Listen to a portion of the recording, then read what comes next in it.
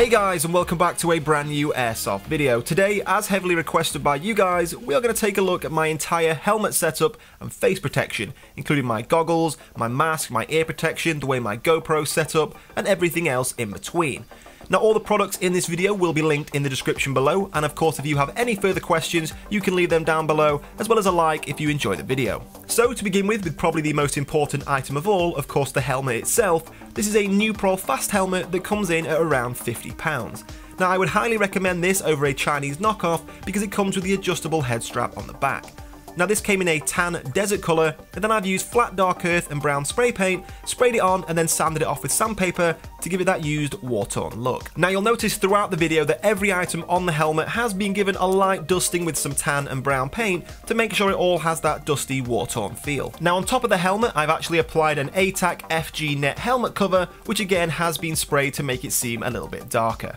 Now on top of the cover, starting out simple, we have a few patches, including my blood type patch on the rear of the helmet, my Team Raid call out number on the right hand side of the helmet with a British flag on the left hand side, and on top I have a small rubber infidel patch. Now on the back of the helmet I run a compact counterweight bag, which of course is meant to be used alongside night vision goggles to balance out the weight, but later on I'll show you how useful that can be if you're running a GoPro.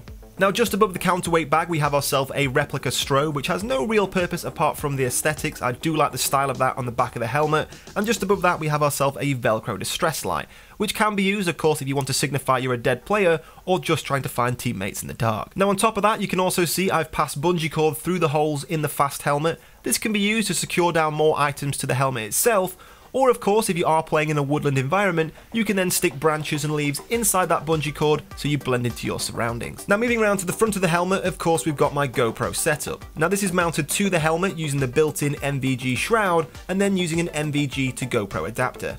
Now as you can see I actually run the GoPro upside down, which means the lens itself is closer to my eyes, that gives you guys a better perspective of what I'm seeing. Now recently I actually switched from the GoPro Hero to the GoPro Hero 4 Black Edition, which now means I can actually use a skeleton case, as you can see here, with a small hole in the side, which then allows me to run a USB cable from the GoPro along the side of the helmet and into the counterweight bag at the back, which then means I can use external batteries to give my GoPro up to 10 hours battery life. So if you are playing a milsim or just a long day skirmish, you don't miss a single second. Now moving on to the rails on the side of the helmet, I have a Night Evolution modular lighting system, which can be really helpful for reading maps in the dark, reloading grenades, reloading weapons.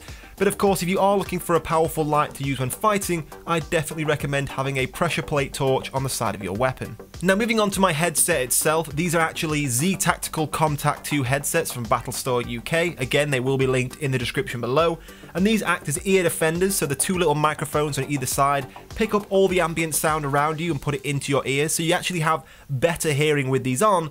But if there is a loud noise, it cuts that off and defends your ears from loud blasts. Now of course, as well as this, it also works as a radio. It connects to my push-to-talk system on my chest rig, which then connects to a radio, which means I have constant contact with my teammates and communicate easily on the field.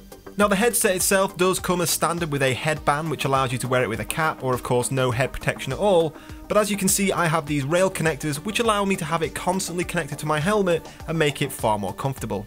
Now this headset is a replica of a Peltor headset, which can cost around £200, so these replicas coming in at £60 are a great alternative, and if you would like to know more about them, the link for Battlestore UK will be in the description below. Now moving on to my eye protection, these are actually tinted FMA low profile Bolly style goggles. In my previous video I did actually link to the wrong goggles, so I apologise for that, but they will be linked down in the description below from gunfire.pl.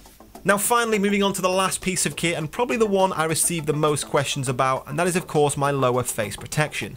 Now this is made by a UK based company called Division 6, and if you would like to get one for yourself, again they will be linked in the description below. Now what makes this mask stand out from any other on the market is of course the material sides.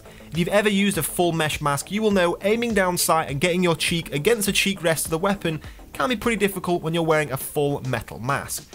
So this material one, it still offers full protection. Of course that grille on the front protects your teeth, protects your nose, but those material sides allow it to be a lot closer to your face, a lot slimmer profile, which means getting a sight picture and aiming down your weapon is much easier to do.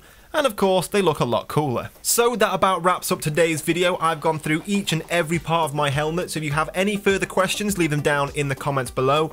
All the items will be linked in the description. If you did enjoy the video, of course, don't forget to leave a like. It does help me out a lot.